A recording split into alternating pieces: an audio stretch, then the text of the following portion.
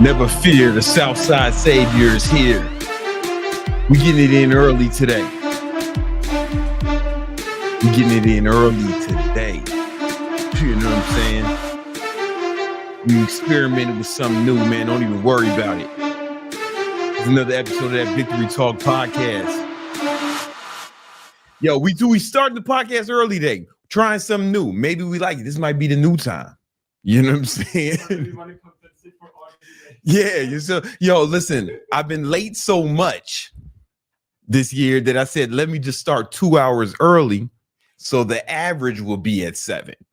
Let's start the show.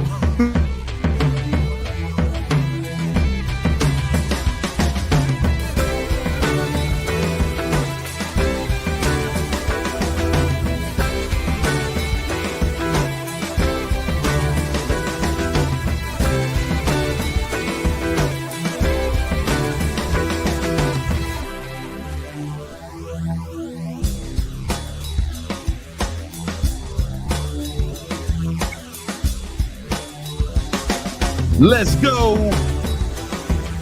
It's another episode of that Victory Talk podcast. This is episode 246. You know what I'm saying? We're coming live from Miami, Florida.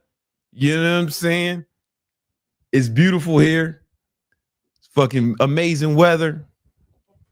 I heard Nima, they've been telling me there's big booty Latinas here. I only see one. She in my kitchen. You know what I'm saying? Where she belongs. No, I'm joking. But I heard we got that here, man. It's an amazing city, man. You should move down here.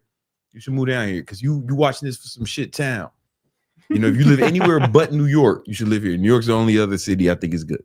Anyway, everything else is like, if I had to. You know, Chicago is cool. That's where I'm from. But, you know, it's a lot of, what's that shit? Murder. In Chicago, like way too much murder for me. I'm surprised I didn't get murdered when I was down there. I'm hard to kill historically. I've been pretty difficult to assassinate. Yo, man, we doing this early. Y'all let us know if y'all like this time. We got a lot we want to cover today. Of course, this is episode 246. I am your host, Big Brandon Carter, King Keto, Gymnasium Jesus, the Southside Savior, and I'm not alone, man. I'm not alone. I'm here with the best podcast producer in the game. Let's go. The beast from the Middle East. The man from Iran. You know what I'm saying? The man from Iran. You know, if you were from a different, like an adjacent country, I would have said the man from the sand. Because y'all got a lot of sand out there. Is that real, or is that just do y'all really have a lot of sand, or is that just something that the media perpetuates? We for sure have lots of sand. Lots of sand. But we got lots of non-sandy areas too. Yeah, y'all got grass? We got grass. That's what's up, man. Yo, shout out to the Middle East, man. When did y'all get grass? We had to import it. Because when I seen Aladdin, there was no grass. That's true.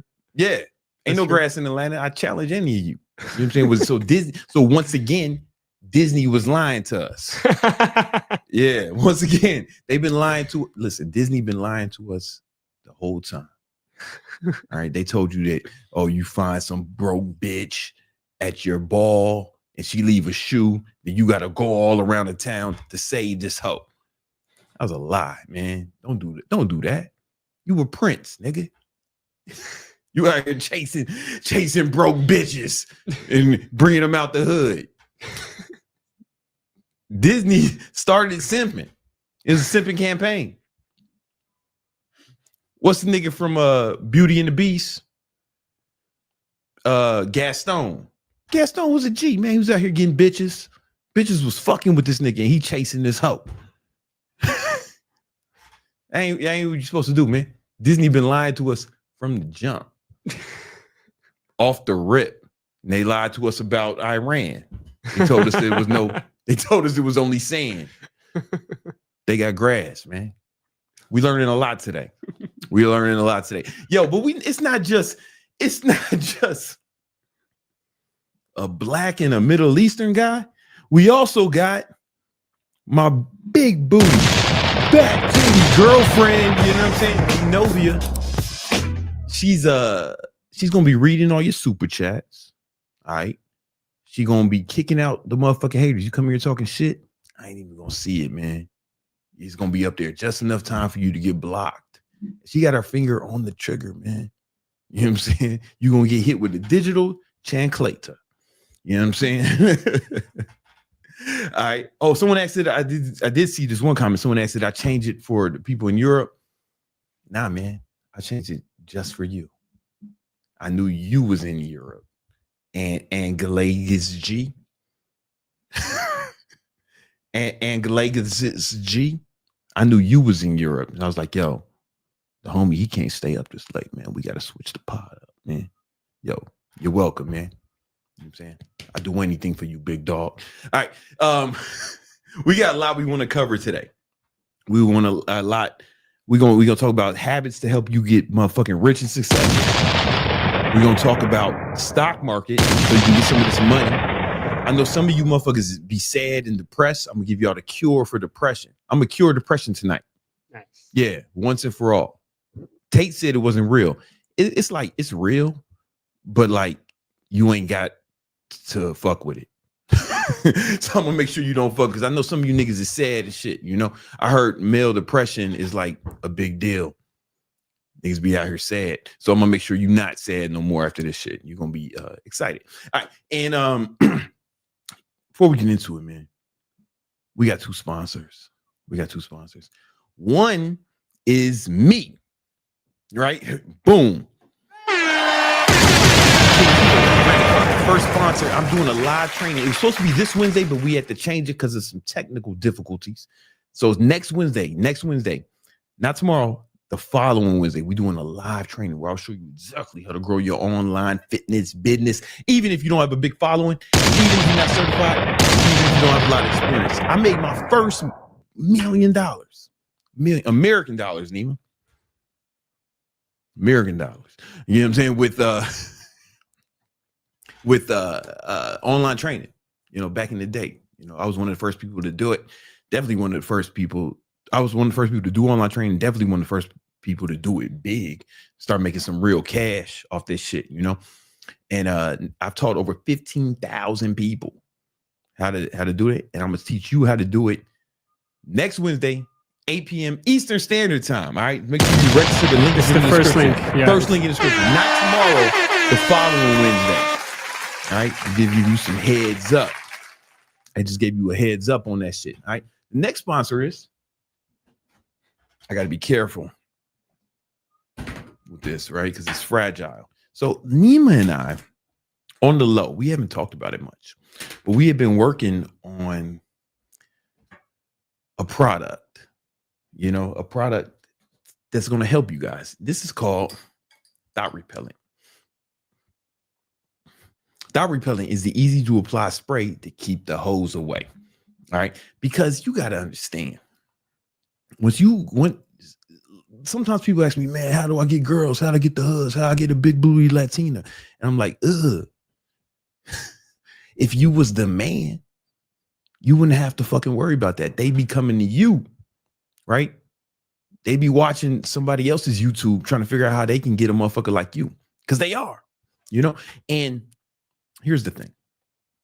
When you say the man, I'm saying you got to have your money right. You got to be in great shape. And you got to be like a nigga with mental fortitude. You can't be a weak-minded motherfucker. If you got all these things, man, you Prince Charming at this point. You know what I'm saying? You the kind of guy she dream about marrying, man. You know what I'm saying? And so all the bitches going to be coming to you, but some of them ain't going to be good bitches, right? That's what thought repelling comes in. It is genetically engineered to only repel thoughts, hoes, sluts, skeezers, skanks, Jezebels, scallywags, and we had to add hood rats because at the first iteration of the formula, hood rats were able to sneak through. Because not all hood rats is whores, right? But all whores is hood rats. You know what I'm saying? You never thought about it like that. I get it. You know, and anyway, this will keep the hoes away, the bad chicks away, and the good women. They'll just be like, damn, you smell amazing. What is that fragrance? What is that aroma? What is that I'm smelling, man? I am captivated by your scent. And they will say, you say, I just stop repelling, baby. You know what I'm saying? And then you'll be in the show. And other bitches will come to you and they'll be like, and they start on their back like roaches. That's what happens. All right. So now we should have this out. We wanted to have this out by Halloween. That was the goal. But we fell short because we didn't get enough super chats. See, this is all going to be funded by you guys. I want you guys to fund it. I got some. I'm straight. But to help you, we need super chats, you know, because we crowdfunding this thing. So we're about 2 weeks away from having this out if we get enough super chats. If we don't get enough super chats, well, then, Dios mío. We're going to have to push back the launch. All right. We're going to have to push back the launch. So when you leave super chats, not only will I answer your question, but you also be contributing to a good cause, right?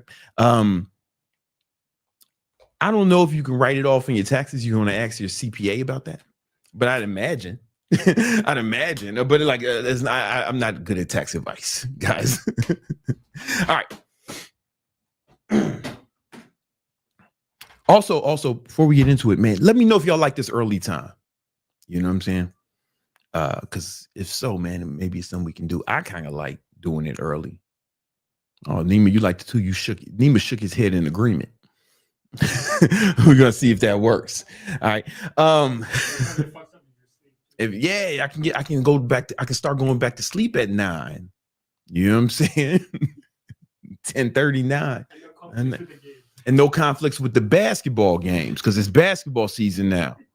All right. You know what I'm saying? You know, let's do it. Can you set up a poll? Right. We're gonna Nima set up a give him the poll, pause. And we're gonna see if you guys want to switch it to this time as opposed to later. I know the Europeans, they I'm just it's better for them. Because it's like 10 p.m. in fucking London right now. I fucks with London. I was just joking, man. I fucks with London. You know what I'm saying? So, like, I would like to do it because it's basketball season. And if you're not African American, you might not know how important this is to me.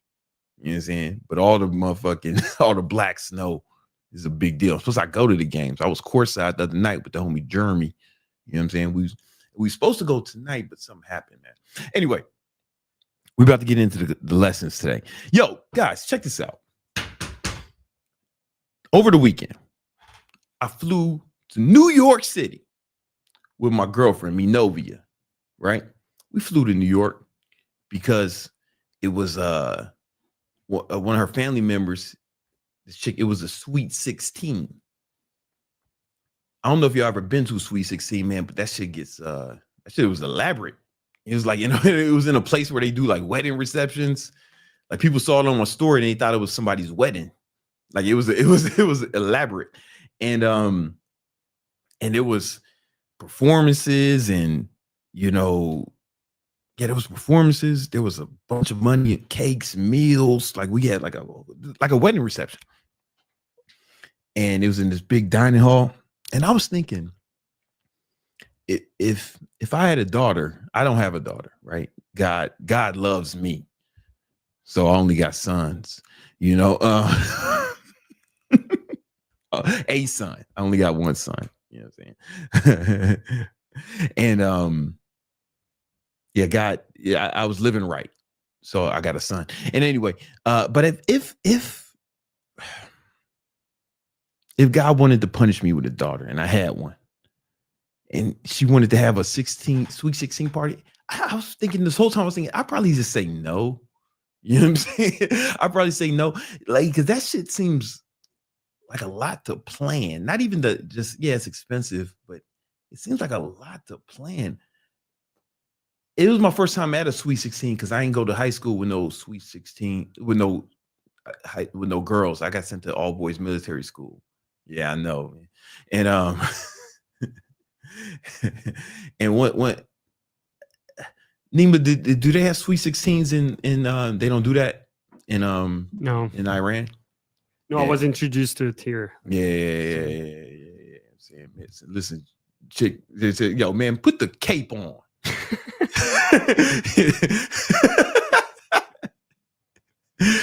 What age do they start wearing the cape? Damn, it's early as fuck. I think it's Islam says, I think 9. 9. That makes a lot of sense. A sweet 16 that look like a ghost party. You know what I'm saying? Yo, I love Islam though. Listen, I just want to be clear. Anyone listening? Islam's great. I love all Muslims. What do you mean? No one's a better friend. I hired one, man. I work for him. He's in charge. I just want all the Muslims around the world. Hey, man, I love y'all. All right. Anyway, I would have told her no, man. Nah, we're not doing this shit. Especially she Latina, right? So they got this other shit called quinceañera.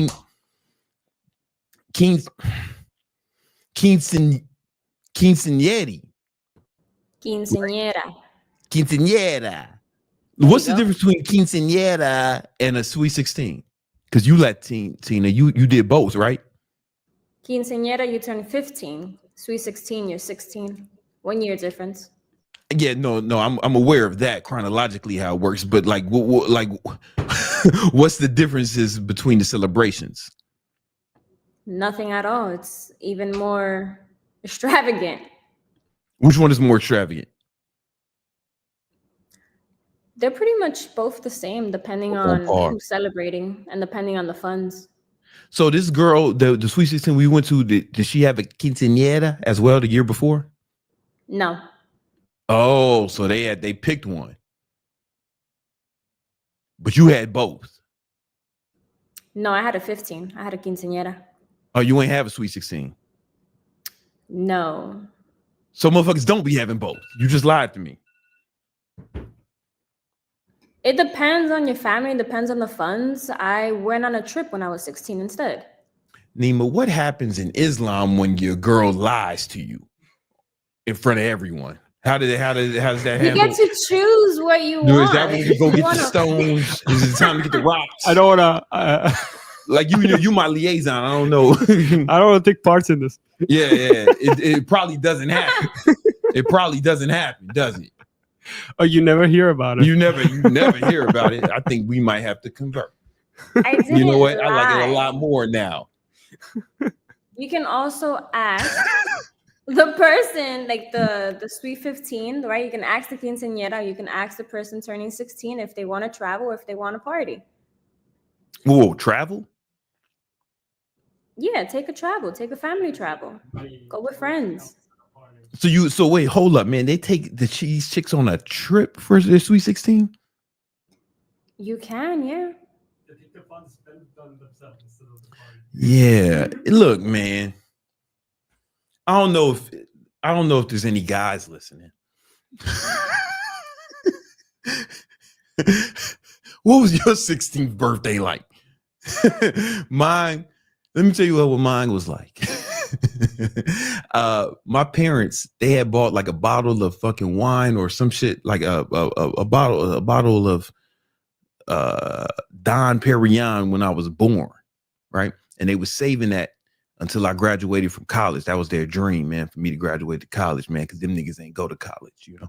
And and their dream was that, and it was saving. They was letting that shit age till I went to college. And then on my 16th birthday, I remember looking in the refrigerator. I was like, what happened to that bottle? They were keeping it in the refrigerator. They ain't know. Right? They was like, what happened to that bottle, man? It's been there my whole life. And then my sister said, I drunk it. I said, why? My sister's birthday is the day before mine. She said, I drunk it. I said, and she said, why? She said, because it was my birthday and I felt like it. I was like, bitch. And we ain't have no party. She gave me the black woman head, you know, and I drunk it because I ain't feel like it, nigga. And that shit, I don't know if you ever got the black woman head shit, but it's basically they evolved they evolved in a way to master that because it hypnotizes you a little bit and it like screws your circuits. You looking like this, and then it's like and then you taking it back. It's kind of like a boxer, you know what I'm saying? It's kind of like that, but they're not throwing like physical punches. They throwing verbal punches, and like now you disorientated. You know what I'm saying? Yeah, it's a fact. This is a fact. This is a fact. Ask Myron, he'll tell you all about it. You know what I'm saying? Apex predators, they are. And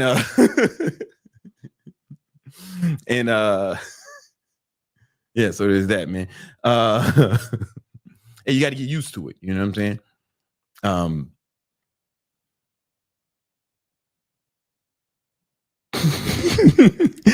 We got the poll done. We got the poll. Pause. Yeah, it's 50 so far. It's like half and half. I think Brandon, you'll call the shot. Yeah, I think that I'm the tiebreaker. Yeah, like the leader, like the speaker of the house. I'm the tiebreaker. You know what I'm saying? We'll see what happens, man. I'll have to consult my team, my executive team. I'm gonna let the poll run for the show. So yeah. Then we're gonna leave the poll up, and y'all let pause, and y'all let us. Hey yo.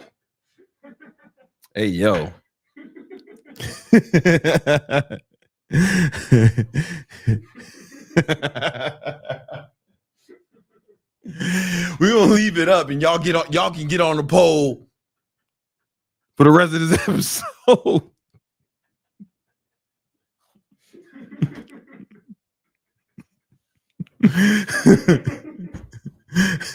Well, I'm gonna like this, man. Listen, sometimes I be thinking, yo, I'm somebody's dad, man. When you gonna grow up, nigga? Valuetainment, what's his name? Wouldn't have made that joke.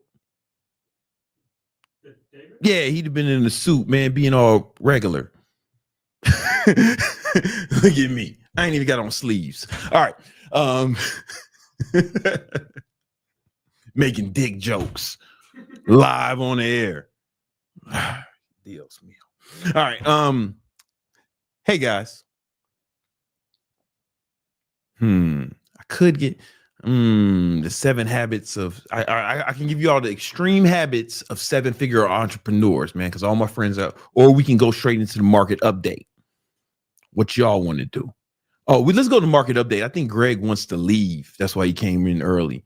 So we're gonna do the market update and we're gonna blame it on Greg.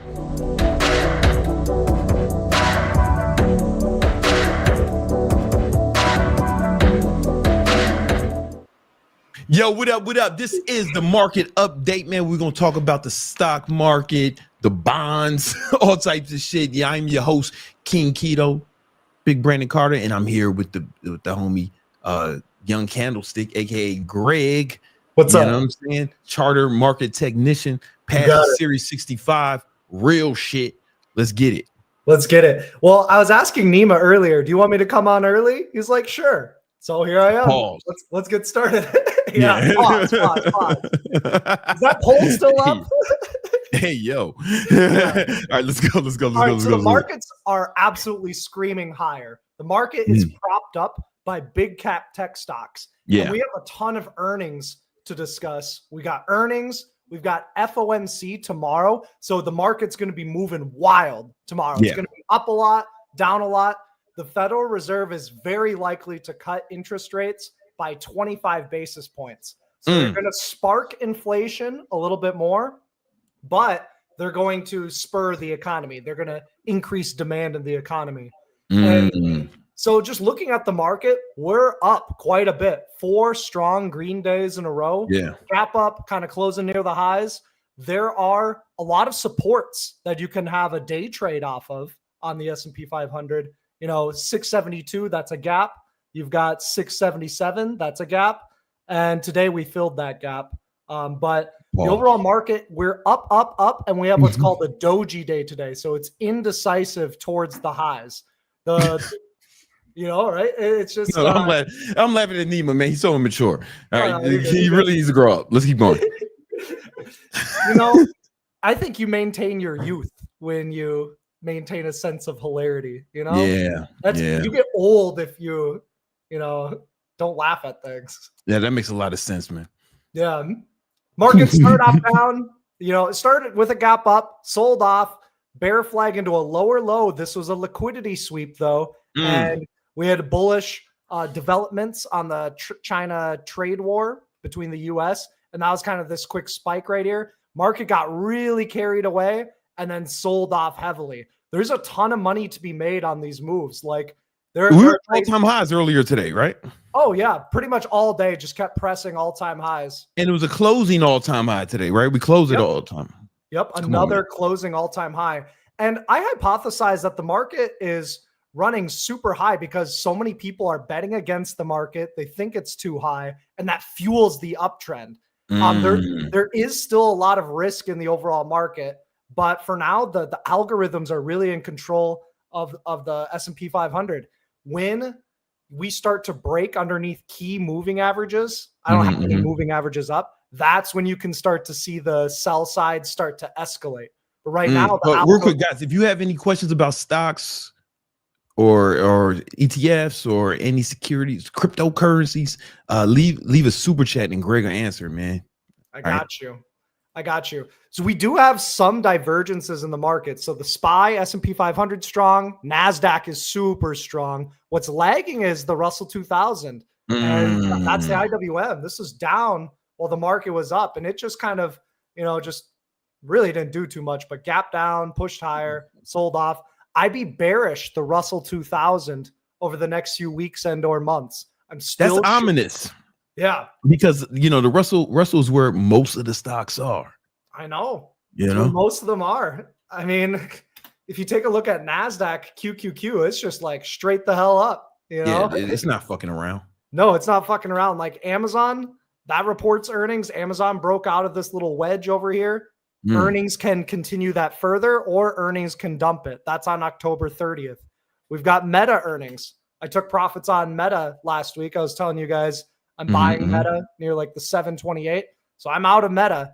But if Meta gets super oversold, I'd like it as a dip buy. Otherwise, when did they have their earnings? Meta's earnings are tomorrow. So October 29th. Oh man, we gonna do something. What you trying to do, man? You trying to gamble? Trying to gamble. Did they report in what time of day after the close? Yeah, always. Yep. All right. So there's a potential opportunity there. Google reports earnings. We've been talking about Google for a while. Google is still my largest holding, but I'm waiting for a dip to buy more. That's pretty much it. Google tomorrow after hours. That's when Google reports earnings. We've got Apple. Apple's reporting earnings. So QQQ is going to be going wild for the rest of the week. I'm super excited to trade it. And with futures trading, this is going to be a big impact on NQ futures. Brandon, you crushed it this morning. Man, what didn't I? So guys, we trade futures every morning. And in the victory trades, people with the victory trades members. And we trade every morning. And I've been trading futures for like 5 years, going on 6. And I've gotten really good at it, man. I've gotten really good at it, man. And we don't use our own money, right? We use prop firms at Apex. If you want to join Apex, you can go sign up there, use code Victory Trades and get a nice discount. But yeah, we use Apex Trading Fund and we don't trade with our own money. And man, the Victory Trade members been making cash. Can you post some of that? Can you pull it up? Yeah, I'd be the winners from today.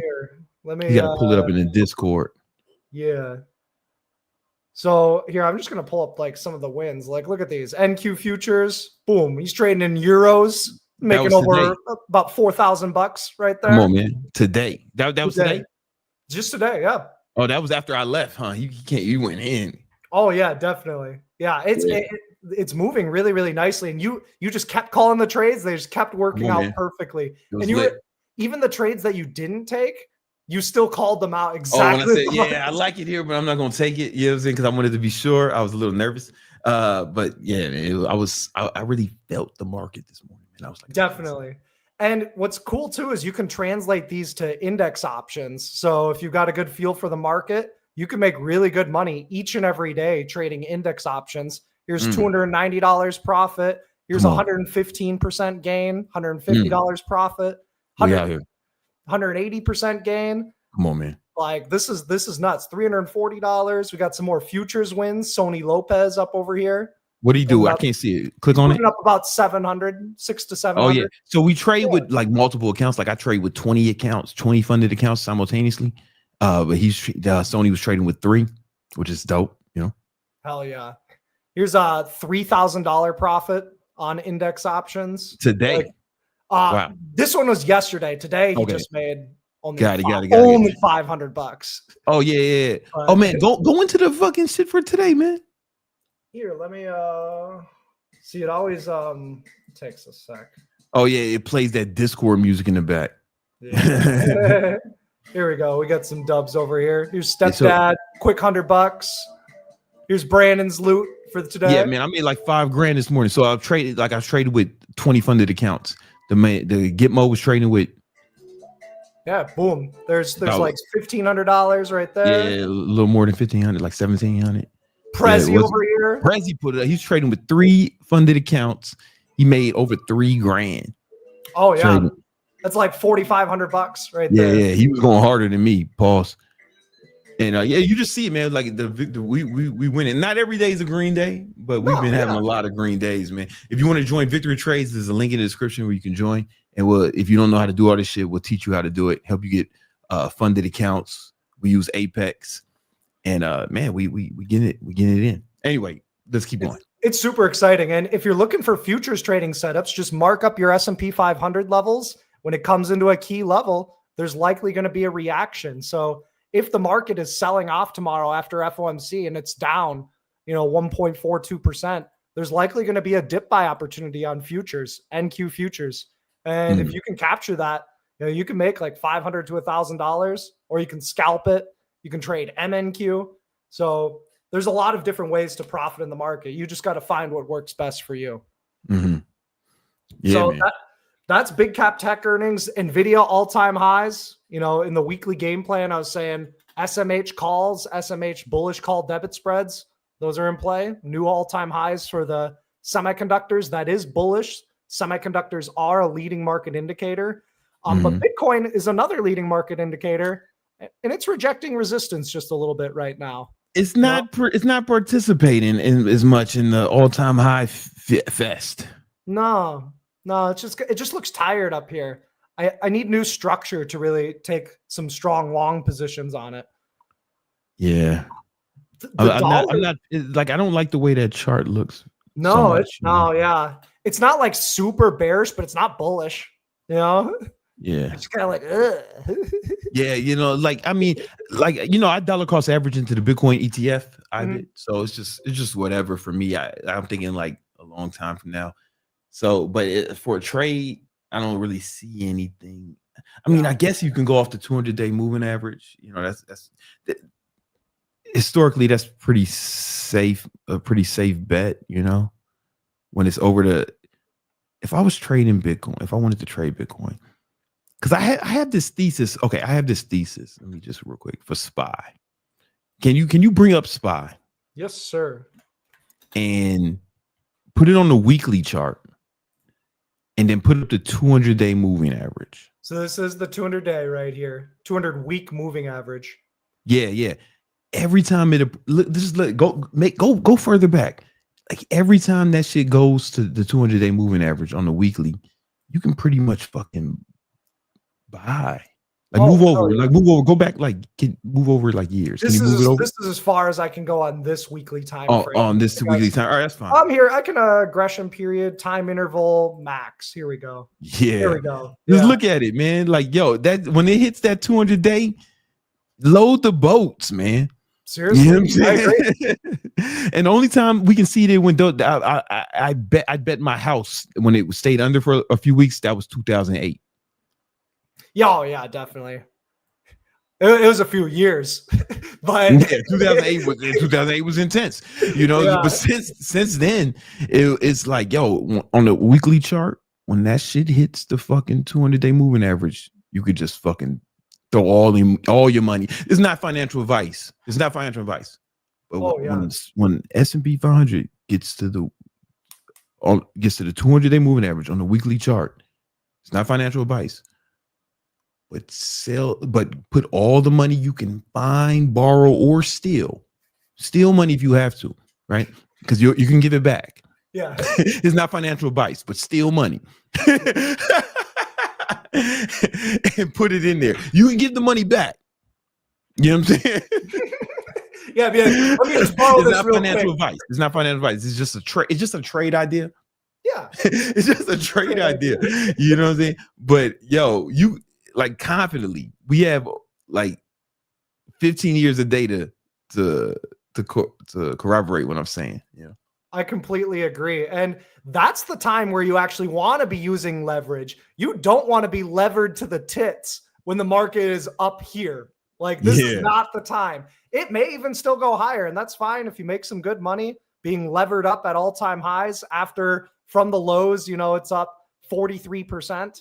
You go for it, but that's not the time to be levered up towards the highs. But when it hits that 200 weekly moving average, that's the time to go dip in the margin. Go all in.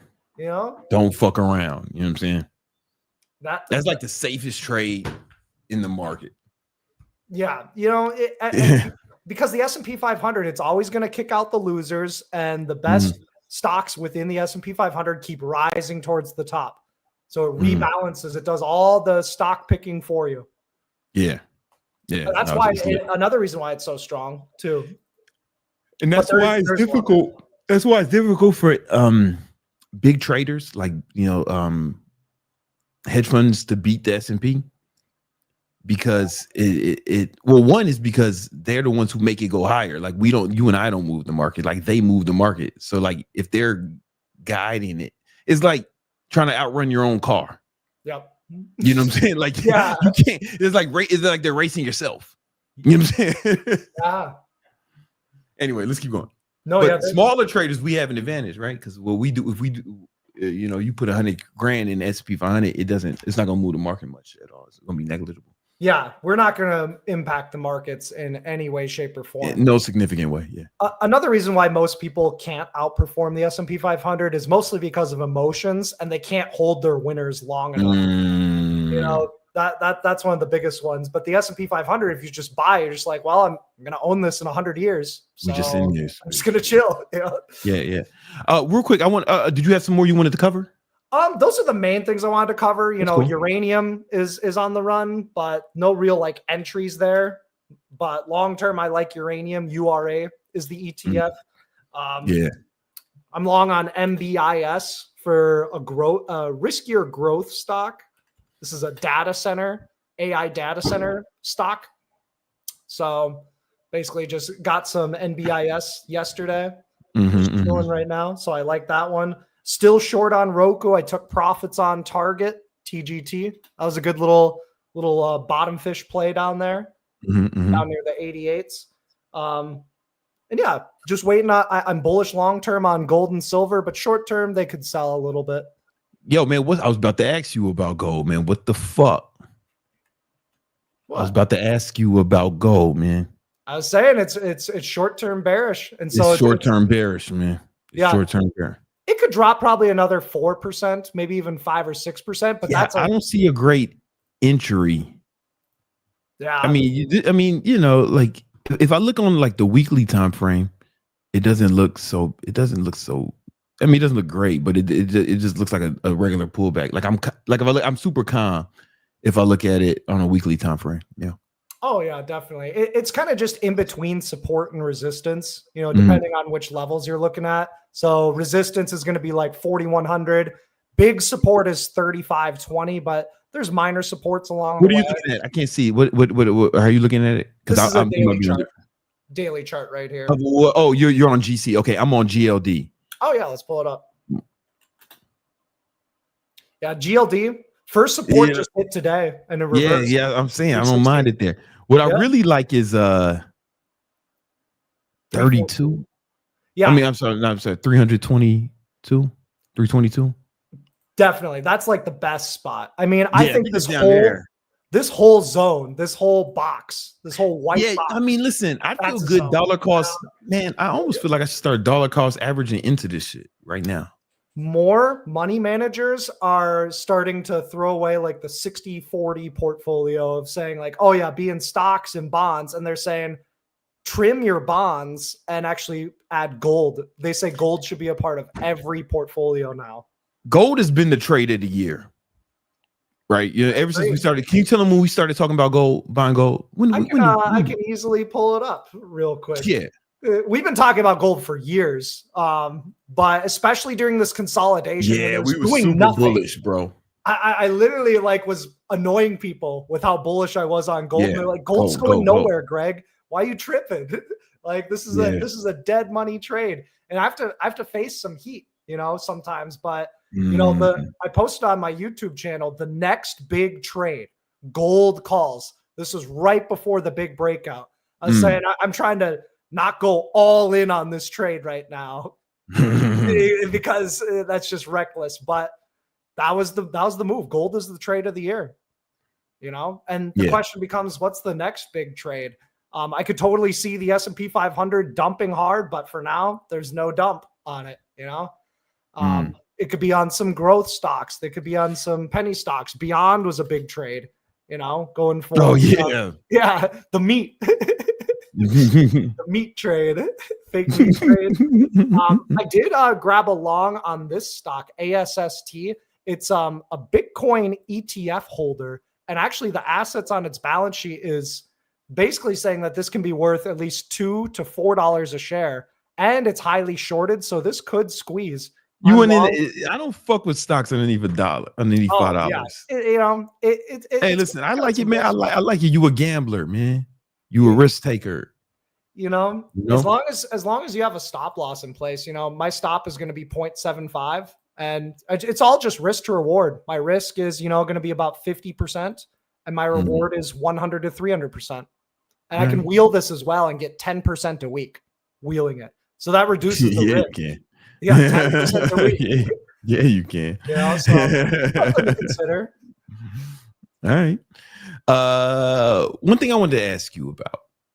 So if you pull up the SPY daily from, and then put up the MACD, if you already got the MACD up.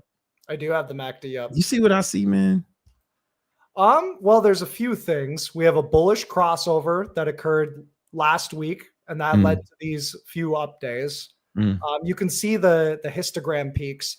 When I'm looking at divergences, I really like using RSI because you can just connect the peaks. So there likely is some sort of divergence on the MACD.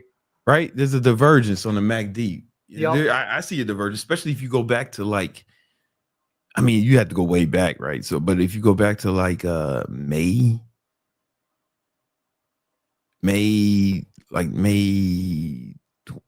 19th to now, it's like that's when the MACD was peaking, at least on my you see it? It's like they're going in opposite directions.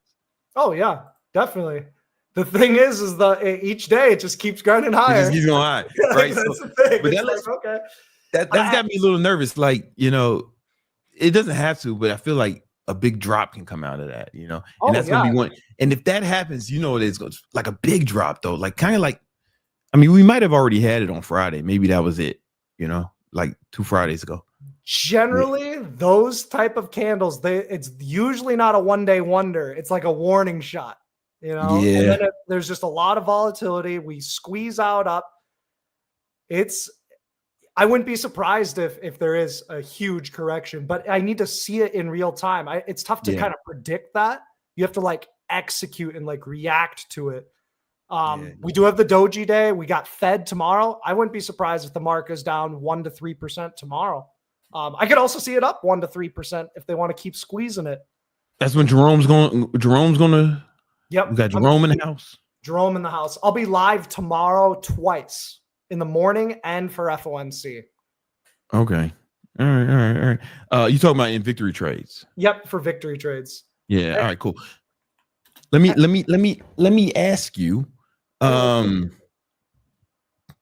you got a super chat. Let's check it out.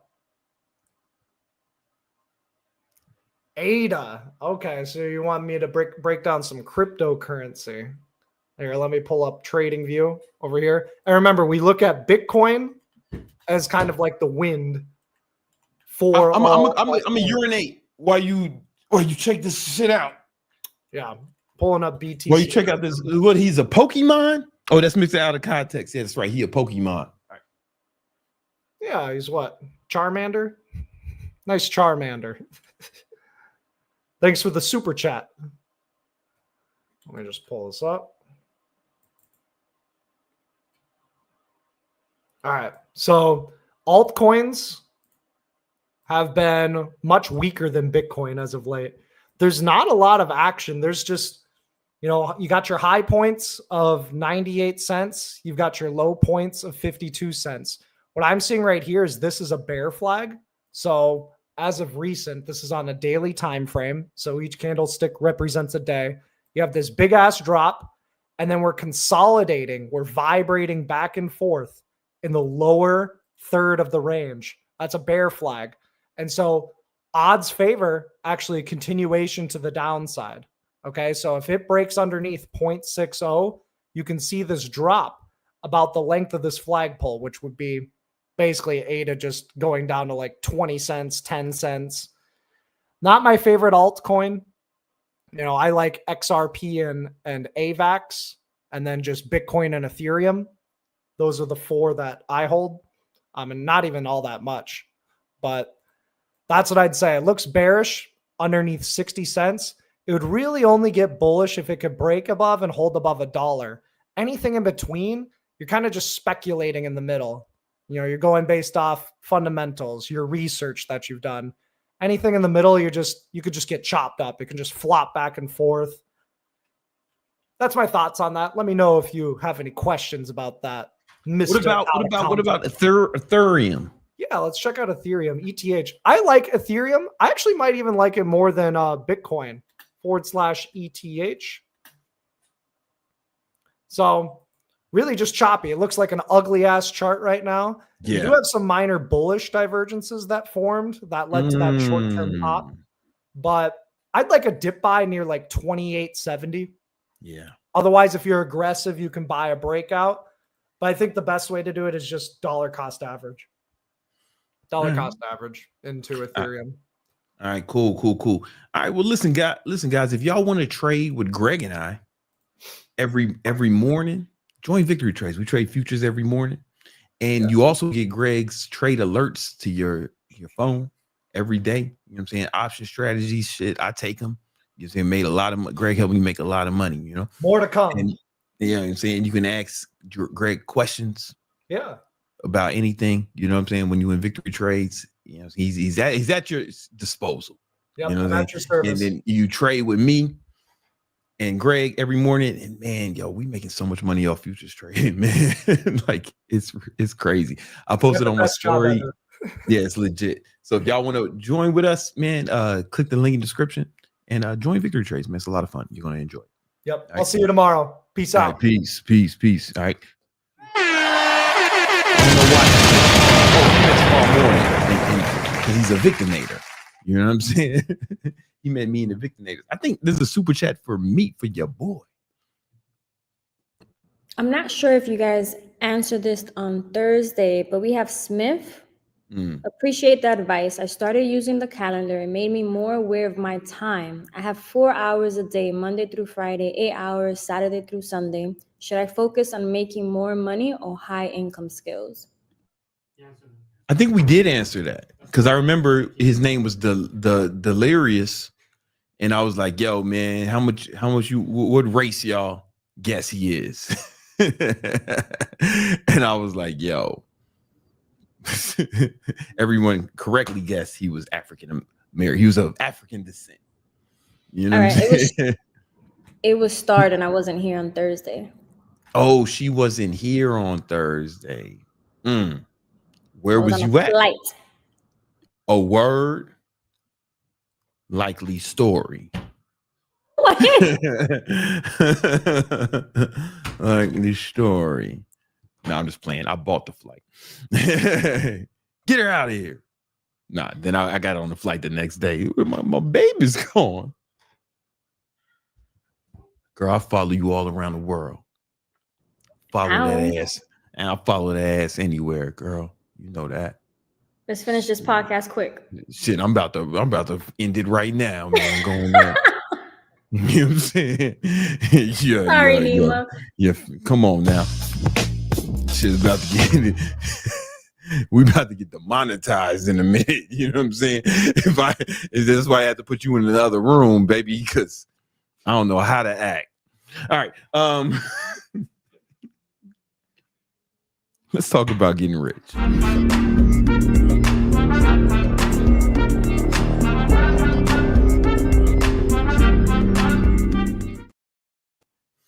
Your habits will shape your life, and they will determine how rich you become, how successful you become, or how broke, stupid, and ugly you remain. All right. So if you want to have a great life, you have to have amazing habits. And in this video, I'm going to break down 7 of the top habits of 7- and 8-figure entrepreneurs.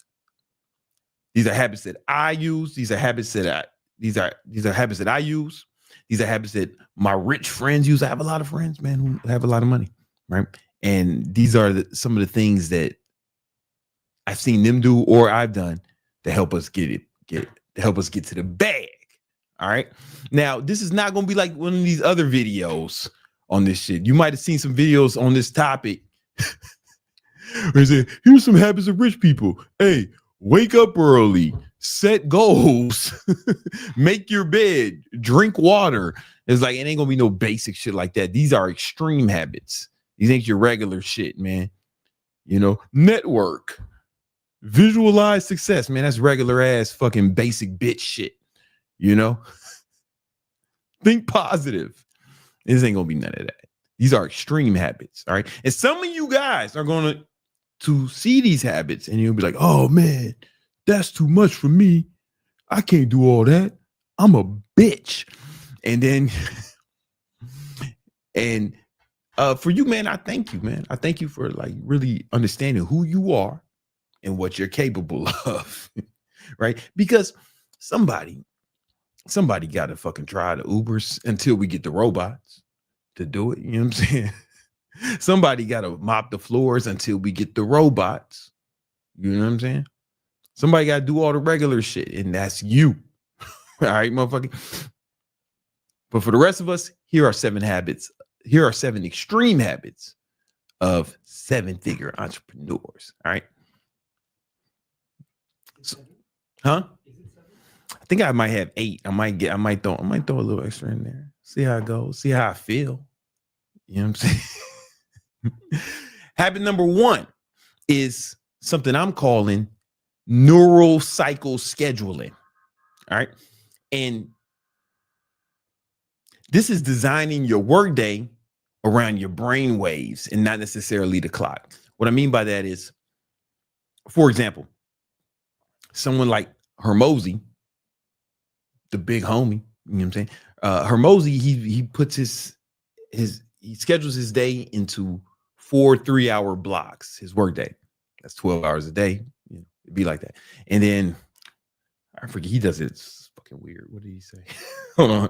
It was I took a screenshot when I saw him talking about this shit, but then I accidentally deleted it. All right. So for the first hour day is him like doing stuff to promote stuff, right? The second block of the day is him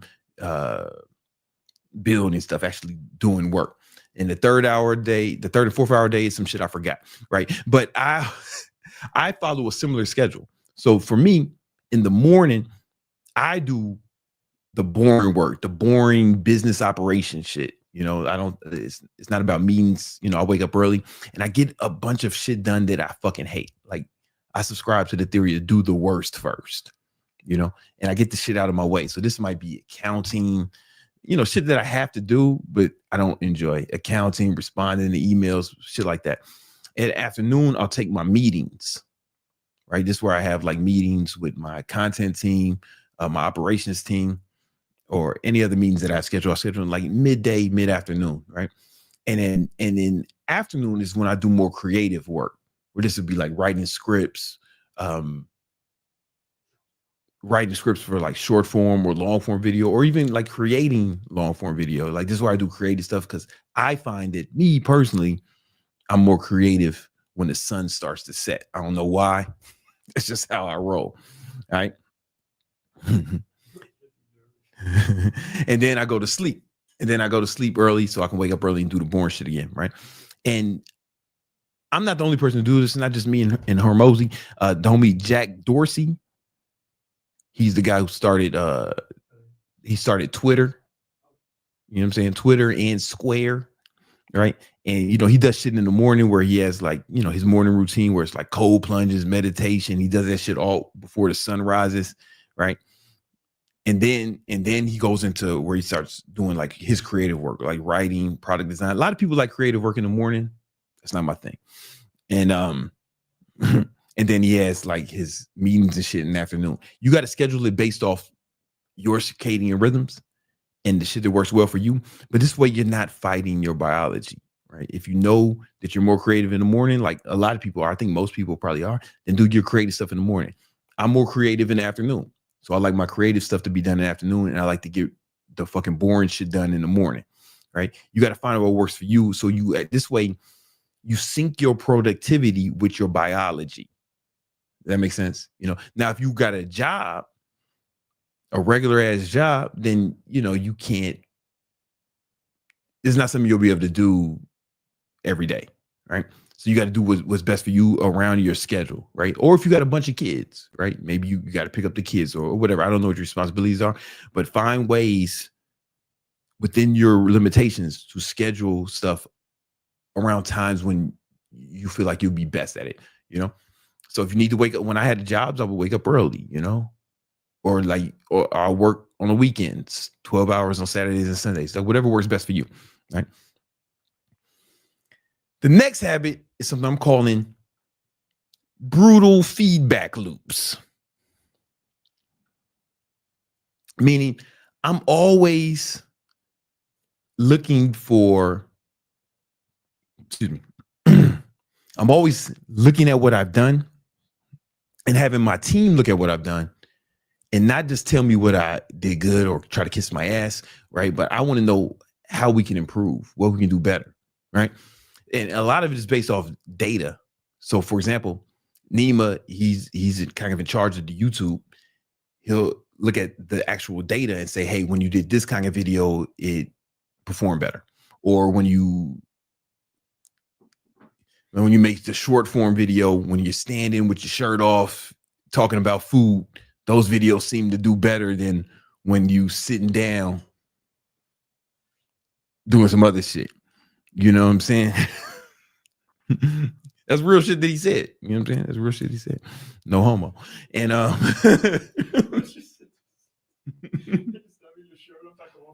yeah, he said that when I stand with my shirt off at the pool talking about food, those videos perform better.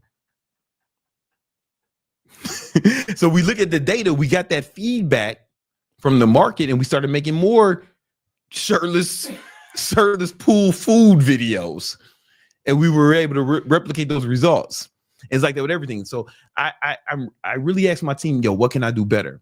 How can I make this shit better? What did I, not just what I did good, but like what can be improved, you know? So you always want to look for like these feedback loops in a good way. So my homie Derek Moneyberg, well, every time we do an event, I've been friends with Derek for like, I don't know, 11 years now. And a lot of times we'll do speaking events at the same time. And the first thing he'll ask me is like, yo, what could I have done better? Like I hear that shit all the time. Like, what can I do better? You know, for him. And I always notice that, you know, and Derek got more money than me. You know what I'm saying? And he still looks at me and say, hey, what can I do better?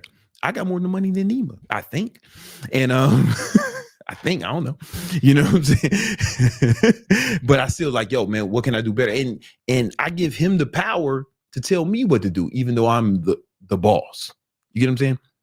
And it's like that with a lot of people on my team. Like it's almost like I hire them to tell me what to do because I feel like they have expertise, right? But based off feedback, based off the results, So Ray Dalio, the big homie Ray, he built the biggest hedge fund of all time, Bridgewater Capital, and he has something in his organization called radical transparency.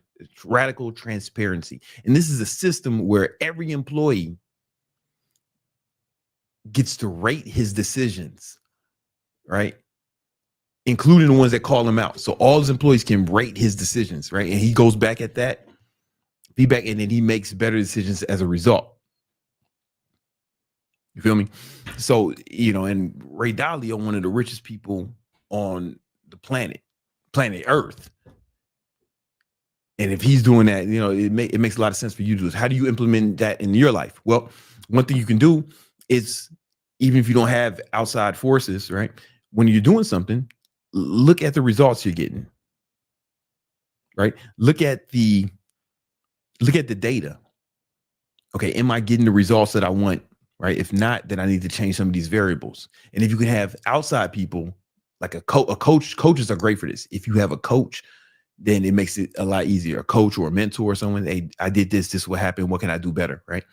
Then that's going to make it like significantly better, right? But you could also do it yourself. People aren't, the truth of the matter is humans aren't great at self-evaluation, right? But it's better than nothing. But if you can get like a coach, or you can ask employees or people you trust or people whose opinions you respect, then I think that feedback can be super valuable, right? The next habit, I'm calling it rejection training, right? This is learning to get comfortable with rejection. And this is very important if you're somebody who has to deal with sales. If you have to do sales of any kind, and if you have a business, you gotta make sales in some capacity, right? So this is where you actually seek out rejection in a way where you become immune to it. I see a lot of people when they get into some sort of sales position or they have to sell their own product, they start talking to me and they'll say something like, "Oh man, I couldn't close this deal because of blah blah blah blah blah blah blah." And I want to look at what they did right and what they could have did better. But at the same time, I'm like, wait a minute, how many sales calls did you have this week? And you're like, oh, just one. I'm like, oh man, you tripping over one? Like nobody has 100% close, right? You got to get comfortable with that with that rejection. And the more comfortable you get with it, right, the fear of that will actually go away and you'll perform better because you're not scared of rejection if you're used to rejection. So Sarah Blakely, she was the founder of Spanx. That was the really first famous shapewear company where women would like buy this shit to make them look less fat so they can catfish Earth. And man, she's a successful woman, but she's doing the devil's work, right? You know what I'm saying? I know some of y'all done took off some Spanx and a lot of blubber done came out. And you was like, oh shit, this ain't what I thought I was getting into, man. And we can call that getting spanked. You know what I'm saying? You guys, anyway, she's a billionaire, right? She's a billionaire off that shape-shifting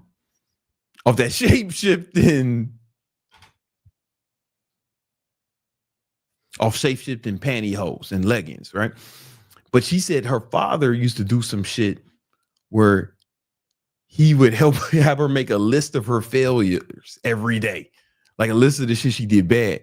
And it reprogrammed her. She said it reprogrammed her brain to not think about failure as rejection, but think about failure as growth, as opposed to shame, right? Because she said it programmed it, okay, I did this wrong. How do I find a better way? Because you kind of have to fail a little bit and get rejected a little bit to become successful. It's not even a little bit, probably a lot. And if you can reframe that rejection as, okay, I learned what didn't work. Here's how I can get here. Now I can cross that out. I can try another way. You keep doing it till you find a way. That makes sense, right? So you want to get good at rejection, right? So some of y'all, you know, you might have to like just start cold approaching chicks or something on the street. Don't be weird about it, but just, you know, cold approaching chicks that might make you you're going to get rejected a lot, and if you get comfortable with it, you'll be cool. You know, women, it's not going to, for the woman who's watching this, it's not going to work for you, because if you just start going up to guys, you're not going to get rejected enough. Even if you were 5, like even if you were 5, you start going up to guys, dude would be like, he'll rationalize away. He'll rationalize away to make fucking you acceptable, because it came so, because it just landed in his lap, right? So, but for guys, you know, women are a little bit more discerning than us, you know. All right.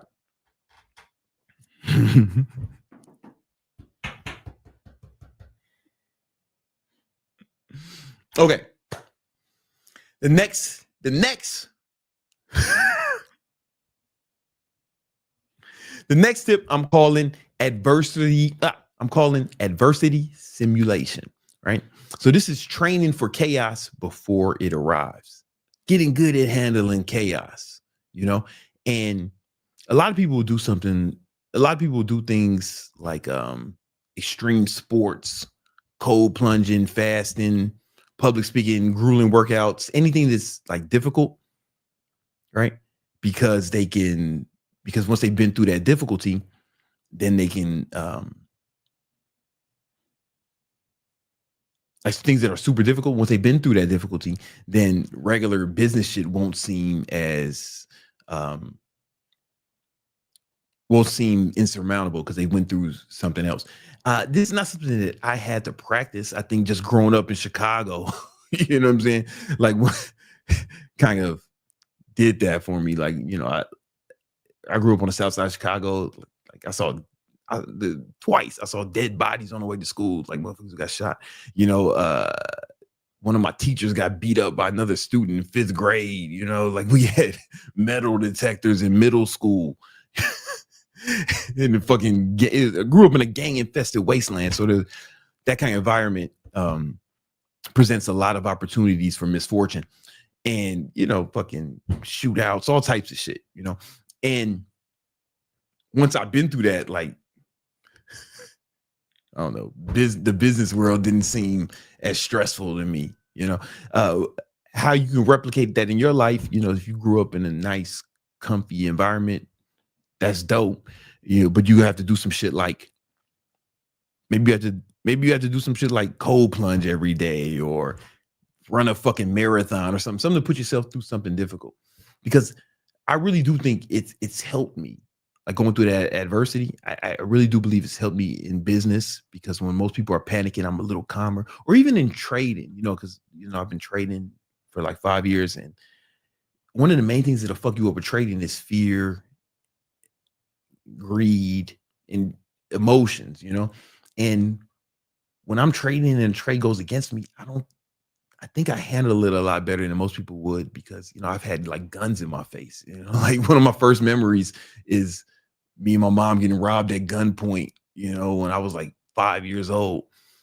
So like, when you grow up like that, the fucking, oh man, support broke on this chart is not a big deal, you know.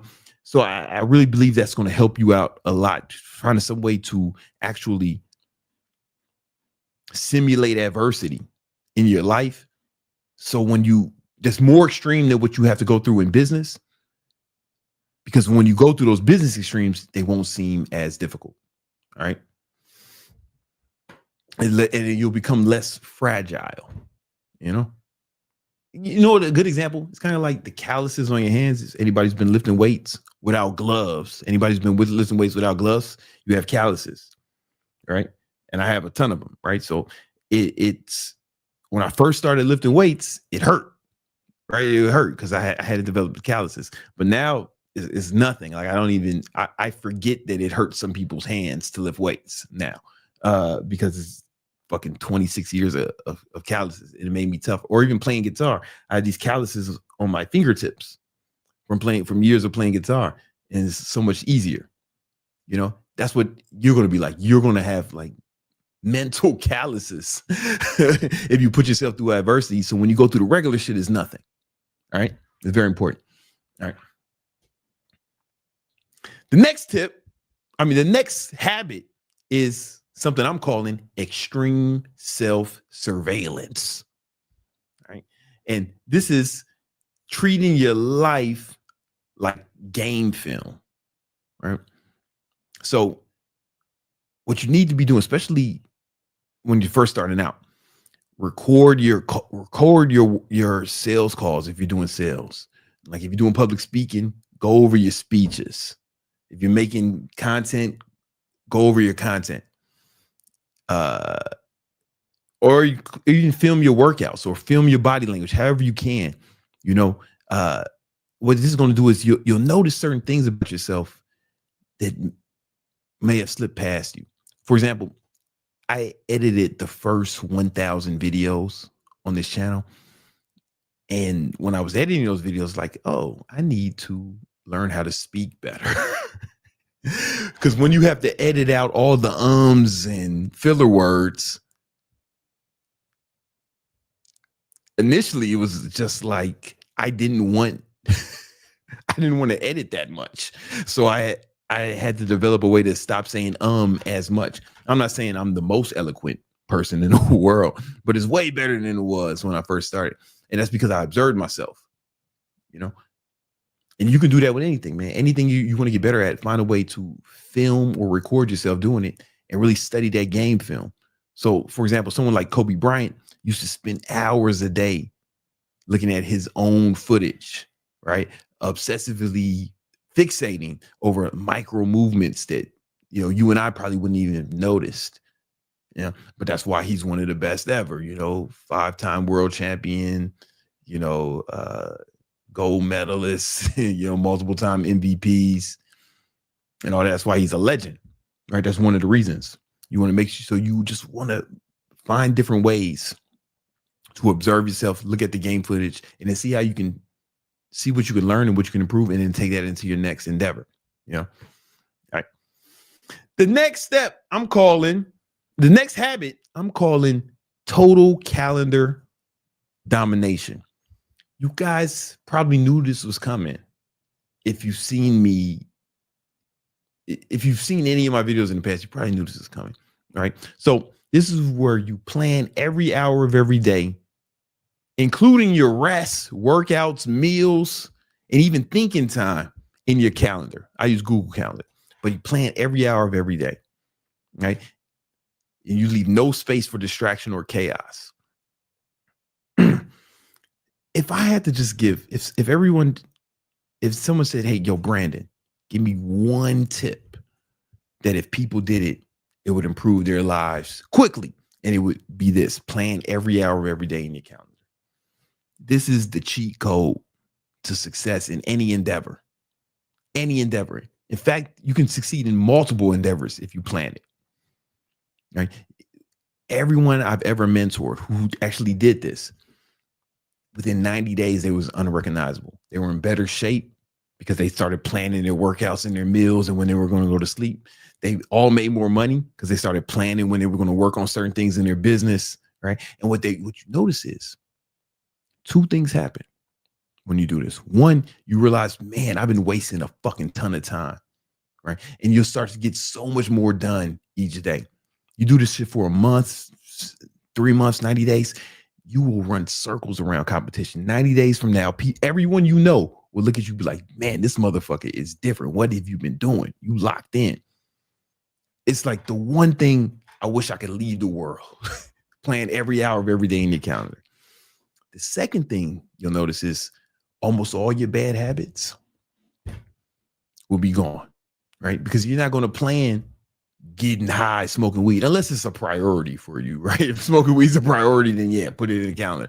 But most of us aren't going to prioritize weed smoking. You know, if you're trying to quit video games, don't put it in your calendar. You have your calendar filled up with other productive shit. So there won't be no time for video games, right? Recreational drugs, alcohol, gooning, all the bad habits you have, they'll kind of just disappear. You won't have to do you won't have to do no wild extravagant you won't have to do no wild extravagant thing to quit these habits. It'll just, you won't have time for them because your calendar will be blocked out every day, right? Like when I quit smoking weed and drinking alcohol, it wasn't even like, man, I'm gonna quit smoking weed and drinking alcohol. Like, you know, I didn't even have a problem with it. It was just, I didn't have time to do it. And then a fucking year went by. I was like, oh shit, I ain't really drank this year. I haven't smoked weed all year. You know what I'm saying? It's like,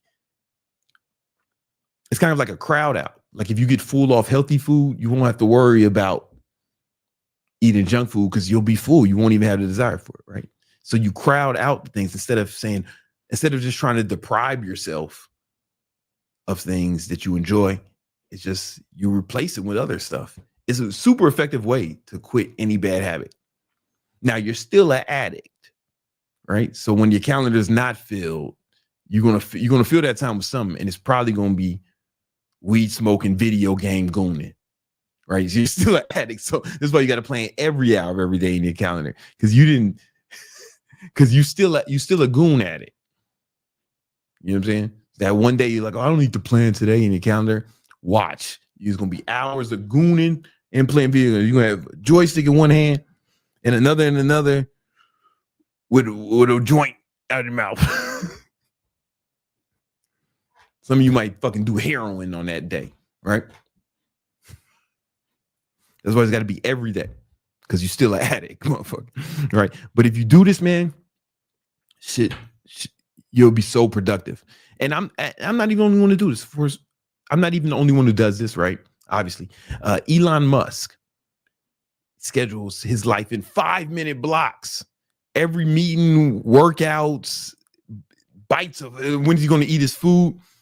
It's all in his calendar. This is how he can manage multiple billion-dollar companies and have like 13, 14 kids while being a ketamine addict. You know what I'm saying? That's probably in his calendar, ketamine. You know what I'm saying? I don't know this. Don't sue me. I don't know this. Says allegedly. Allegedly. You know what? That was just a joke. I fuck with Elon.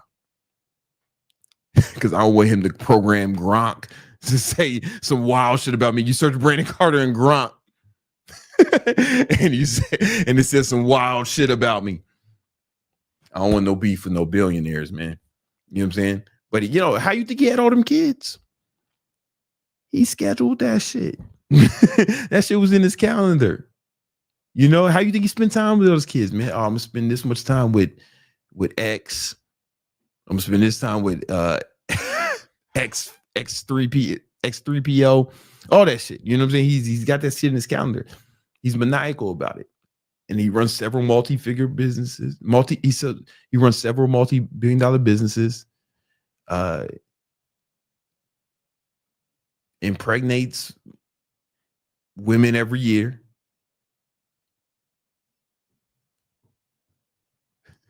Runs the largest racist AI to date. You know what I'm saying? So far, it's the largest racist AI. And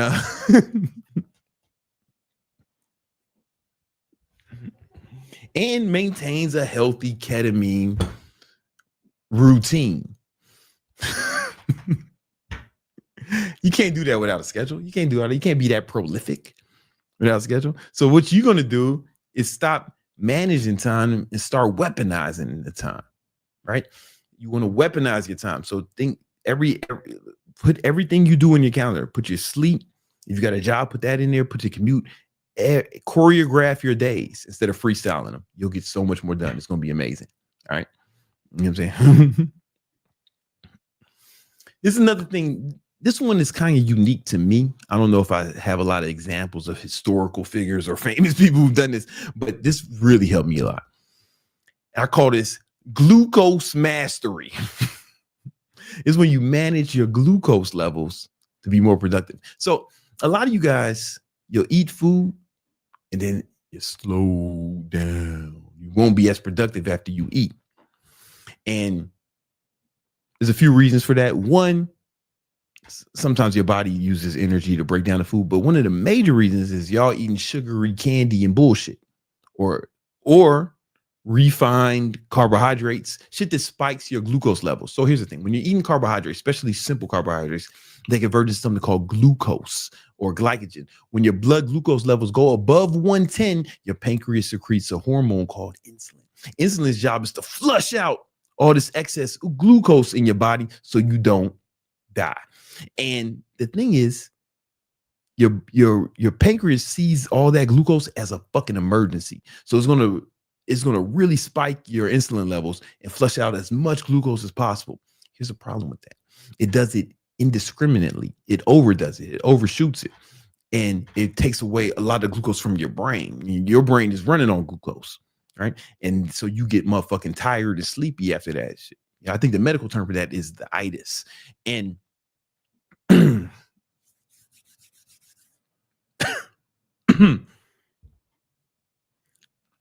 yeah, I think the medical term for that is the itis. At least that's what I learned from Dr. Umar. And to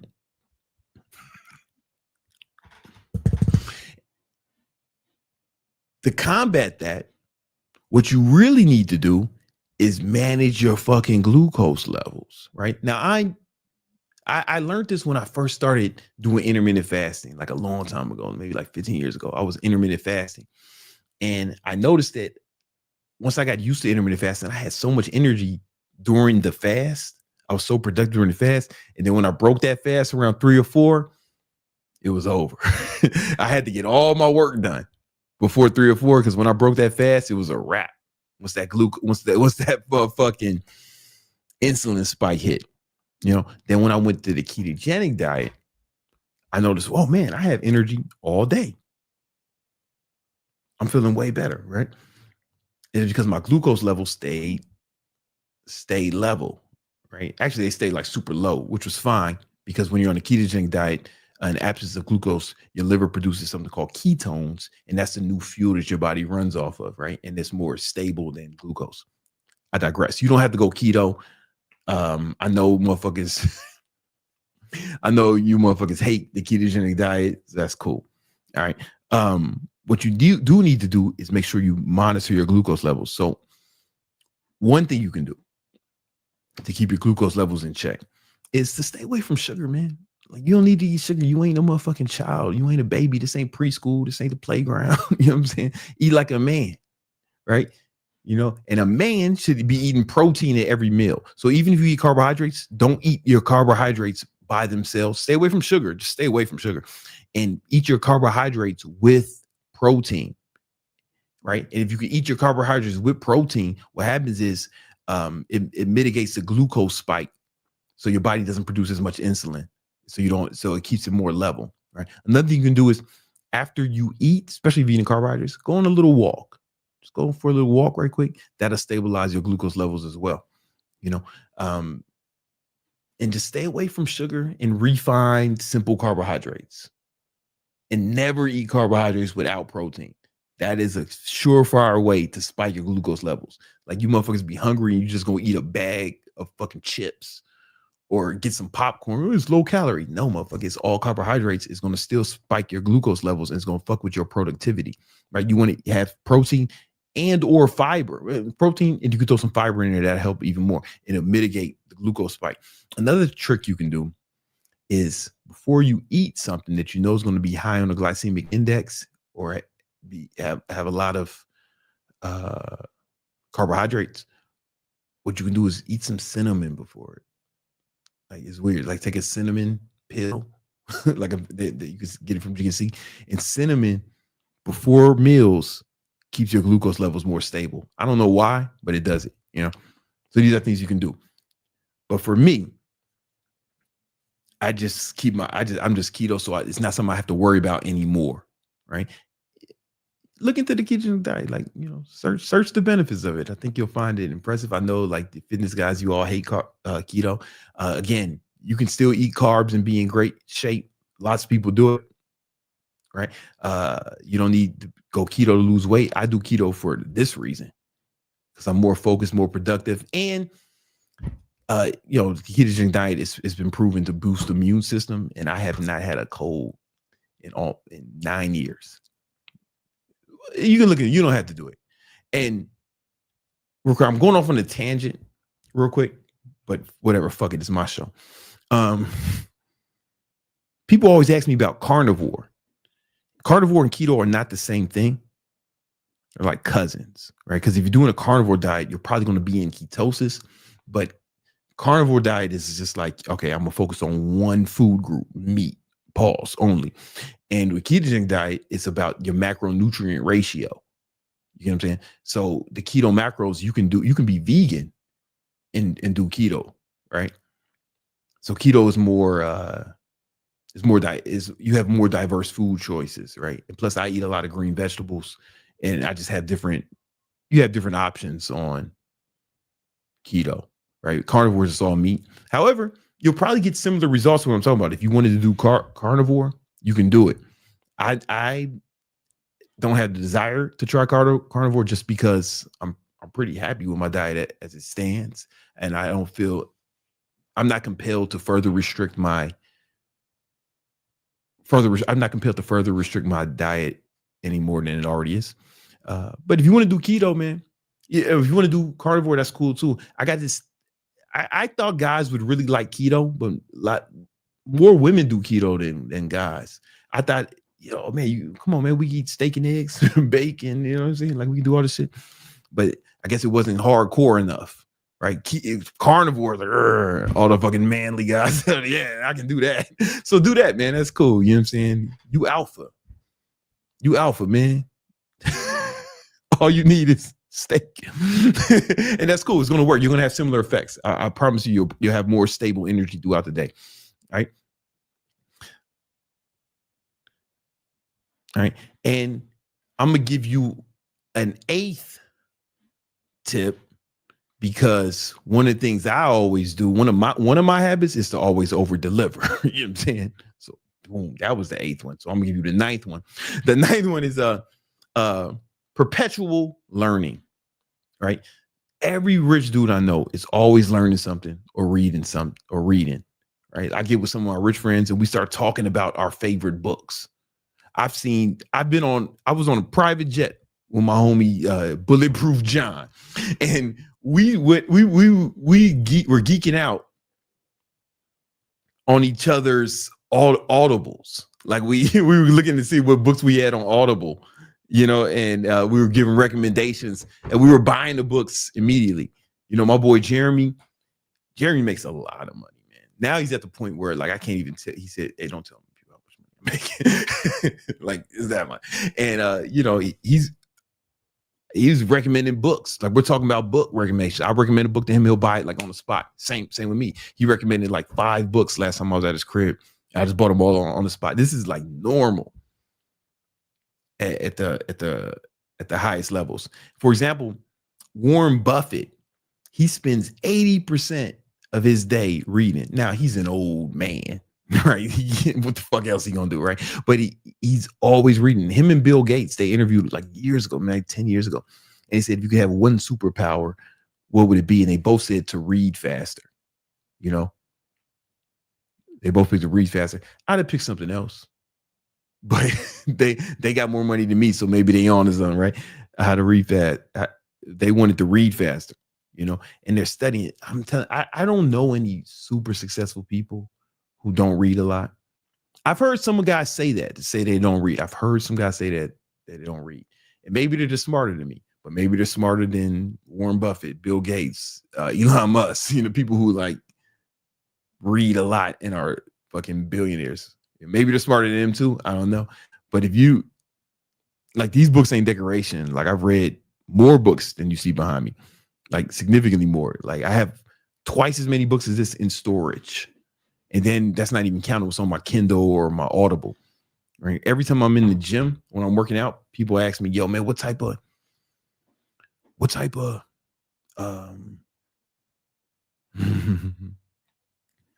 oh, there's another library in my other office. You know, and so people are always asking me,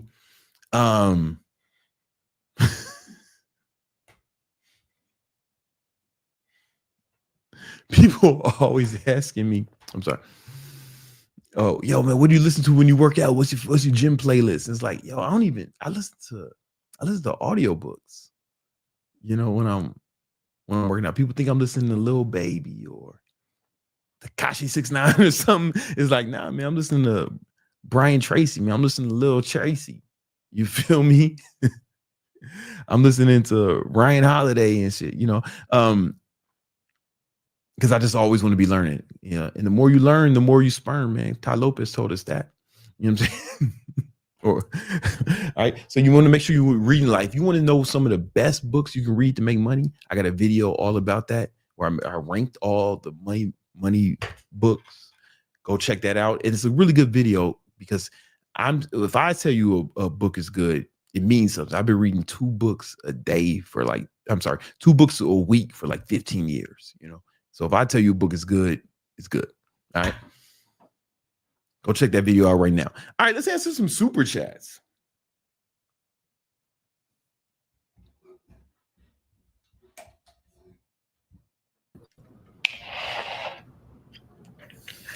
Oh, you're eating chips and guac. Okay. You got some protein with those chips? Guac. Chips and guac. All right, let's go. We have SDSM Gaming 3872. Was wondering what's the maximum amount of weight someone can lose. I'm trying to average 5 pounds. I don't know if you meant 5 pounds a week, 5 pounds a day, 5 pounds a month. So it depends on the time frame you're talking about losing those 5 pounds in. But here's the thing, you know, it depends on how fat you are, brother. I remember once this dude, he was obese, and I started working with him. He lost 75 pounds in 75 days. Right. I remember he was losing like a pound a day, you know, because he was so fat. So the fatter you are, the faster you can lose weight, honestly. So there's no tried and true way. People would like to say 2 pounds a week is normal. And that's normal probably for the average person, right? But if you're like really overweight, you can lose way more pounds than that, and safely, right? Because your body doesn't want it. It knows it's not supposed to have that much fat, and it'll lose it, right? Like I've seen people lose a ton, like really, really fat people. They lose fat super quick as soon as they get in a deficit, like super quick, because your body doesn't need all that fat. And also, when you're in a deficit, your body's going to use that fat as fuel, right? So fat people can go in a real deep deficit because the reason we evolved to store fat was because, you know, for most of human history, is a lot of feast and famine, right? You get there would be a meal or something, you know, you kill a buffalo, but killing buffaloes with sticks and stones is fucking hard, I'd imagine, you know, and they wasn't killing buffaloes every day like that, you know, and they didn't have refrigerators. So once they killed a buffalo, they didn't have a refrigerator, they had to eat it all, so they couldn't store it for later in the refrigerator, right? But they could store it for later in our fat cells, right? And that's why we evolved to store the fat. And then, you know, motherfuckers can't kill a buffalo every day, so there'd be sometimes motherfuckers wouldn't eat good, and our fat cells would be our fuel for later. That's the purpose of it. So, man, somebody who's obese can go in a deep deficit because they got so much fuel there to sustain them, you know. So it really depends. You know, if you're obese, you can lose fat super fast. You can lose more than 5 pounds a week. I've seen it, you know, like way more. I've seen people lose over a pound a day, you know. What else we got? We have Mer8842. Thank you to the owner of Thought Repelling for sponsoring this show. I hope this can compensate for my fair share. Hey, thank you, brother. We appreciate that, man. You know what I'm saying? Gaming said he was 343 pounds. No, he's 343 pounds right now and was 364.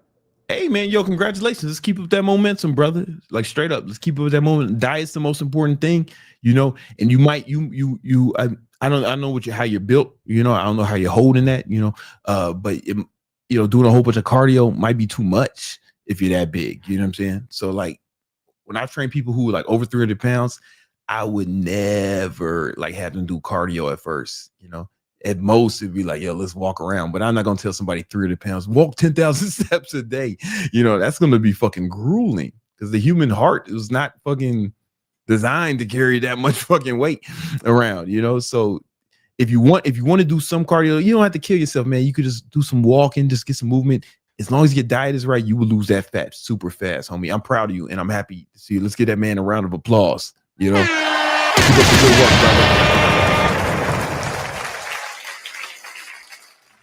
We have Brandon Baker.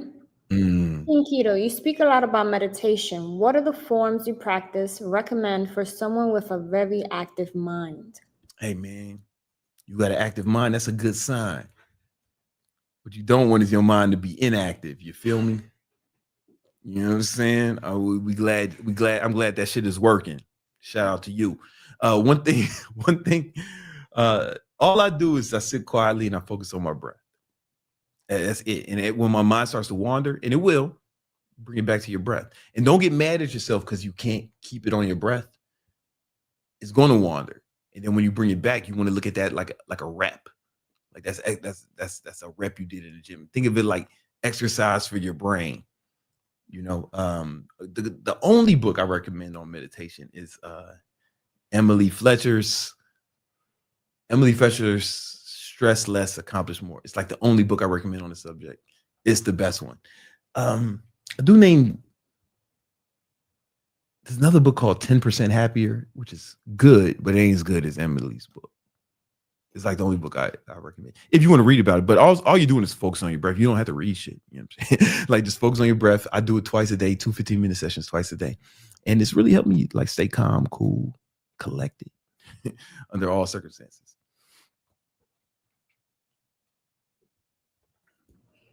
We have Daniel OP22. Yo, Brandon, do you use HCG with your testosterone replacement? Are your gonadals smaller? Mine just shrunk instantly. No, I don't take that. And I don't take that at all. And I don't think my balls shrank. I wasn't really, at least it's not noticeable to me, you know what I'm saying? That's not something I noticed. I've heard about that, but that's not something I know. I was hoping my dick would shrink, man. Like, I was like, please, God.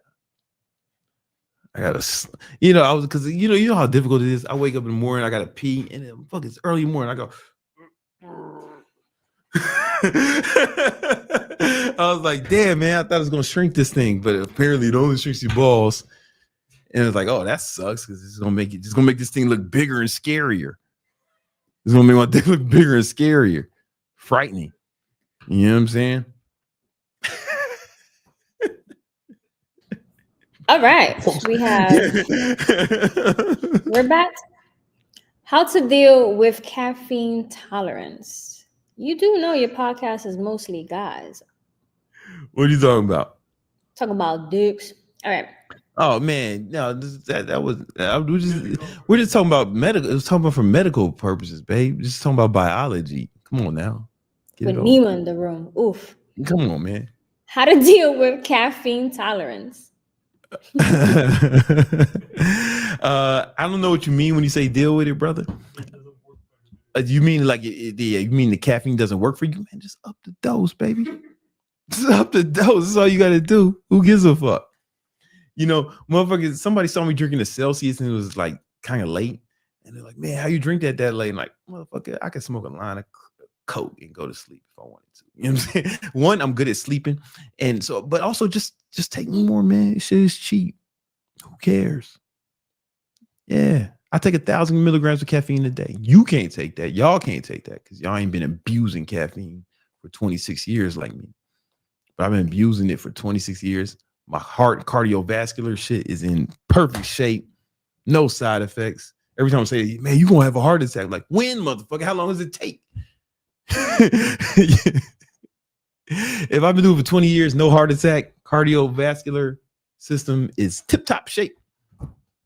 Maybe it just ain't gonna affect me. Maybe it will affect you. It's not advice, but like just up the dose, baby. I see some motherfuckers. Oh no, he says that's what I'm saying. He took 400 and he's tweaking. So you got to take your dose, homie. You know what I'm saying? Like you don't have to take as much. It ain't a competition to see how much. Like if you only need 100, then that's dope. That's all you take. Yeah, man.